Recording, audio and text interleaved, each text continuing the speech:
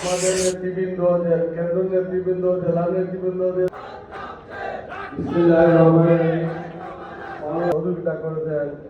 নেতৃবৃন্দ সবাইকে জানাই পৌরবের প্রপোর্শনাল রিপ্রেজেন্টেশন ছাড়া নাকি নির্বাচন হবে না, এবং স্বৈরাচার নাকি প্রপোর্শনাল রিপ্রেজেন্টেশন না হলে শাসক স্বৈরাচারী হয়ে যায়। দেশটাকে নিজের পৈতৃক সম্পত্তির মতো ব্যবহার করার চেষ্টা করেছেন। দোষ তো তাদের, দোষ তো সংবিধানের নয়। সংবিধানে তো খুব ভালো ভালো কথা লিখেছিল, সংবিধান কোথাও স্বৈরাচার হতে বলে নাই। কিন্তু যারা ব্যবহার করেছেন মানুষের অধিকারকে যারা তোয়াক্কা করেন নাই, জনগণের ভোটের যাদের কোনো প্রয়োজন পড়ে নাই, সেই মানুষগুলি নিজেরা কর্তৃত্ববাদী হয়েছেন এবং স্বৈরাচার হিসাবে নিজেদেরকে আবির্ভূত করেছেন।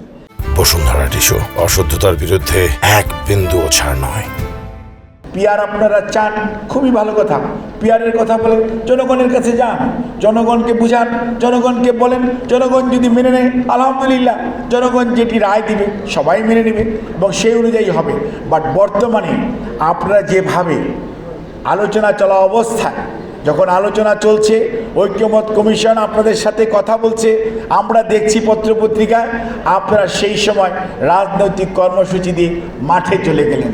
আপনারা কি বোঝাতে চান? আপনারা কি সংঘাতের দিকে যেতে চান?